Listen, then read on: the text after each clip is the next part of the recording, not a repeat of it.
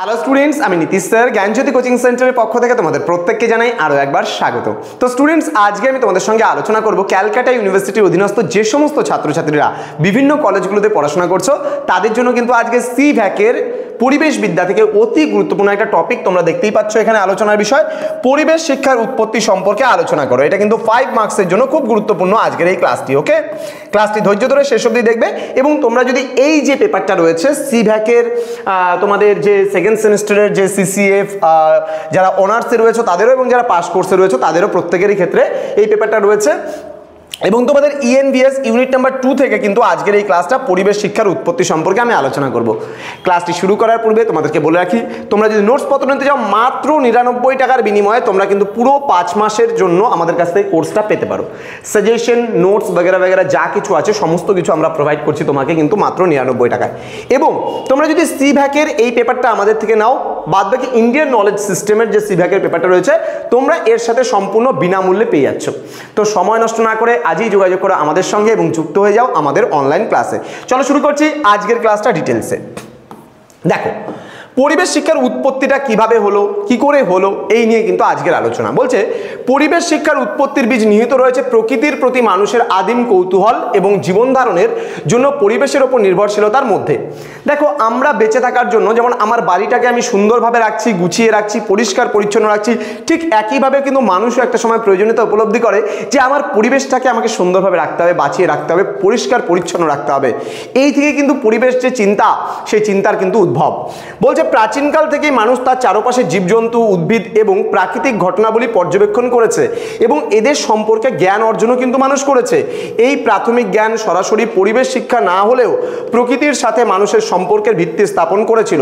সময়ের সাথে সাথে কৃষিভিত্তিক সমাজ এবং পরবর্তীতে শিল্প সমাজের বিকাশের সাথে সাথে পরিবেশের ওপর মানুষের কিন্তু প্রভাব বাড়তে শুরু করে, যা পরিবেশগত সমস্যাগুলির জন্ম দেয়।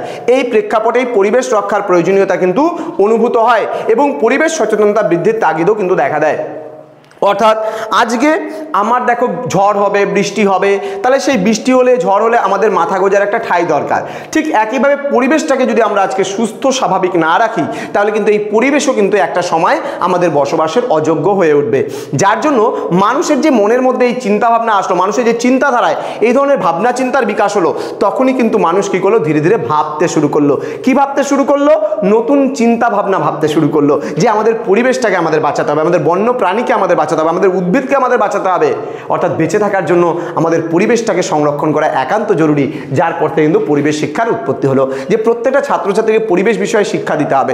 যার জন্য তুমি লক্ষ্য করবে যে আমাদের শুধুমাত্র ওয়েস্ট বেঙ্গলে নয় বা ক্যালকাটা ইউনিভার্সিটির আন্ডারে নয়, অল ওভার ইন্ডিয়া বা অল ওভার ওয়ার্ল্ডে কিন্তু এই পরিবেশ চিন্তার কিন্তু উদ্ভব হয়েছে। অল ওভার ওয়ার্ল্ডে প্রত্যেকটা স্টুডেন্টের কিন্তু এই ইভিএস পড়া কিন্তু বাধ্যতামূলক, কম্পালসারি করেছে কলেজে, পড়তেই হবে তোমাকে এই পরিবেশ। অর্থাৎ পরিবেশ সম্পর্কে তুমি যদি জ্ঞান অর্জন না করো তাহলে পরিবেশের কথা মানে এগুলো চিন্তাভাবনা করবে কি করে, তাই না? নেক্সট দেখো কি বলেছে, এখানে আরও বিষয় রয়েছে, আমি আলোচনা করছি বিষয়গুলো, ধ্যান দিয়ে ধৈর্য ধরে দেখবে।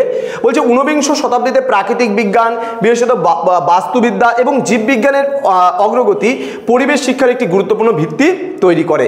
বাস্তুবিদ্যা জীব ও তাদের পরিবেশের পারস্পরিক সম্পর্ক এবং বাস্তুতন্ত্রের কার্যকারিতা সম্পর্কে জ্ঞান দান করে। এই বৈজ্ঞানিক জ্ঞান পরিবেশের জটিল অন্তঃসংযোগ এবং জীববৈচিত্র্যের গুরুত্ব অনুধাবন করতে কিন্তু সাহায্য করে।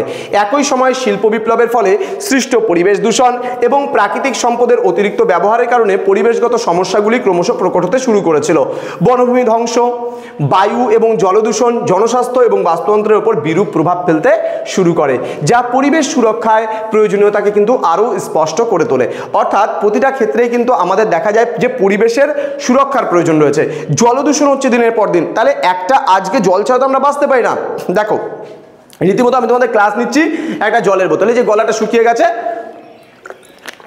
একটু জল খেয়ে নিচ্ছি, তাহলে এই যে জল, তাহলে এই জলটা যদি গন্ধ হয় তাহলে আমার এখন জলের প্রয়োজন। আমি যদি নর্দমা থেকে এই জলটা তুলে নিয়ে এসে খেতাম, আমি কি পারতাম খেতে? পারতাম না। তাহলে মানুষ ভাবতে শুরু করলো যে এই জলটা যে আছে এই জলটা পরিষ্কার পরিচ্ছন্নতা বজায় রাখতে হবে। তাহলে পরিবেশ দূষণ অর্থাৎ জলদূষণ থেকে মুক্ত করতে হবে পরিবেশটাকে।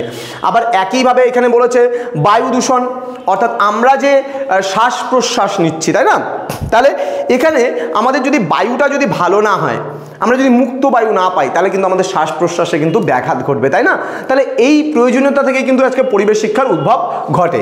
তারপরে কি বলছে, বিংশ শতাব্দীর দ্বিতীয়ার্ধে পরিবেশগত সমস্যাগুলি আন্তর্জাতিক স্তরে স্বীকৃতি লাভ করে এবং পরিবেশ শিক্ষা ধারণাটি একটি স্বতন্ত্র শিক্ষণ ক্ষেত্র হিসেবে আত্মপ্রকাশ করে। 1960 ও 1970-এর দশকে অনুষ্ঠিত বিভিন্ন আন্তর্জাতিক সম্মেলন, যেমন 1972 সালের আমরা স্টকহোম সম্মেলন, পরিবেশ সুরক্ষার গুরুত্ব এবং তোমার বলতে পারো পরিবেশ শিক্ষার প্রয়োজনীয়তার উপর আলোকপাত করা হয়। এই সম্মেলনগুলিতে পরিবেশগত সমস্যা সমাধানের জন্য শিক্ষাকে একটি গুরুত্বপূর্ণ হাতিয়ার হিসেবে বিবেচনা করা হয়। আজকে দেখো পরিবেশ সম্পর্কে সকলকে সচেতন করতে হবে। তার কারণ হচ্ছে এই পৃথিবীটা যে মানুষ সহ কিন্তু অন্যান্য জীবেরও জন্য বসবাসের একটা স্থান। তাহলে এই পৃথিবীটাকে যদি আমরা পরিষ্কার পরিচ্ছন্ন না রাখি, দূষণমুক্ত না রাখি, তাহলে কিন্তু এটা আমাদের বসবাসের অযোগ্য হয়ে উঠবে। তো বিভিন্ন শিক্ষাবিদ, বিজ্ঞানী এবং সমাজকর্মী পরিবেশ সচেতনতা বৃদ্ধি এবং পরিবেশ শিক্ষার প্রসারে কিন্তু গুরুত্বপূর্ণ ভূমিকা পালন করেন। তাদের লেখালেখি ও প্রচার সাধারণ মানুষের মধ্যে কিন্তু পরিবেশের গুরুত্ব সম্পর্কে সচেতনতা বৃদ্ধি করতে সহায়তা করে। তো আজকে এতটুকুই ছিল ক্লাসটি। আমি আবারও আগামী 1-2 দিনের মধ্যেই তোমাদের জন্য নিয়ে আসবো আবার একটা নতুন ক্লাস ইভিএস এর উপরে, অর্থাৎ সিভ্যাক তোমাদের যেটা রয়েছে কম্পালসারি সিভ্যাক সেকেন্ড সেমিস্টারে। এবার এই সিভ্যাকের ওপরেই কিন্তু তোমাদের আমি এখন পরিবেশ বিদ্যা নিয়ে আলোচনা করছি, তোমাদের ইন্ডিয়ান নলেজ সিস্টেম নিয়ে আলোচনা করছি, বিভিন্ন মেজরের পেপার, বিভিন্ন মাইনরের পেপার। আমাদের পুরো টিম কিন্তু তোমাদের জন্য কাজ করছে, আমাদের পুরো জ্ঞানজ্যোতি কোচিং সেন্টার তোমাদের জন্য কাজ করছে। তোমরা অবশ্যই আমাদের চ্যানেলটিকে সাবস্ক্রাইব করে পাশে থাকা বেল আইকন অল প্রেস করে রাখো এবং বন্ধুদের সঙ্গে ভিডিওগুলো শেয়ার করো, যেন প্রত্যেকটা স্টুডেন্টের কাছে আমাদের এই ক্লাসগুলো পৌঁছাতে পারে। তো স্টুডেন্টস, দেখা হচ্ছে খুব তাড়াতাড়ি আরও একটা নতুন ক্লাস নিয়ে তোমাদের সঙ্গে। তোমরা প্রত্যেকে ভালো থেকো, সুস্থ থেকো। Thank you so much, thanks for watching after all. Thank